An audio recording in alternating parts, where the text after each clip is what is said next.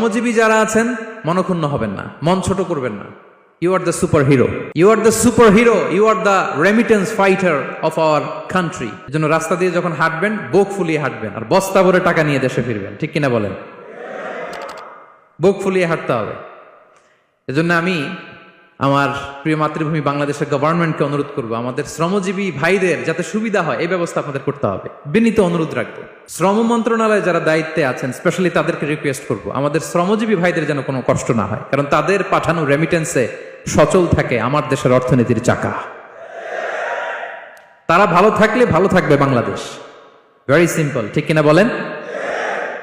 আমার যে ভাইটা পরিচ্ছন্নতা কর্মী, রাস্তা ক্লিন করে, এয়ারপোর্টে ওয়াশরুম ক্লিন করে, একজন পরিচ্ছন্নতা কর্মী, তারও 20 থেকে 30 হাজার টাকা বাংলাদেশে ঢুকে প্রতি মাসে। আপনি চিন্তা করতে পারেন? হ্যাঁ, 6টা মাস যদি রেমিটেন্স বন্ধ হয়, শ্রীলঙ্কার চেয়েও খারাপ অবস্থায় বাংলাদেশে চলে যাবে। Just only 6 months.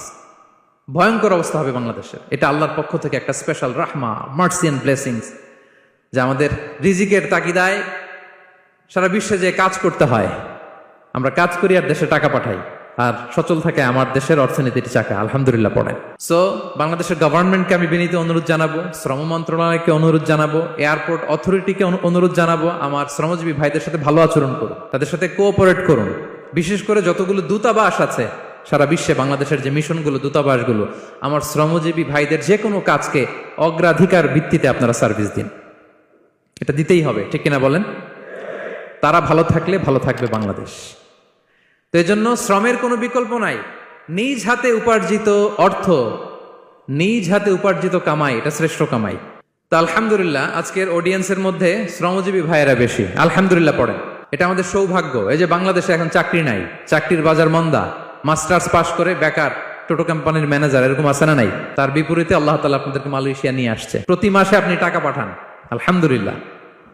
আপনি বাংলাদেশের যে উন্নয়ন, বাংলাদেশের যে ডেভেলপমেন্ট, এই যে স্মার্ট বাংলাদেশ বলে বলে মন্ত্রীরা মুখে ফেনা তুলে ফেলে, এটার গর্বিত অংশীদার আপনি, ঠিক কিনা বলেন?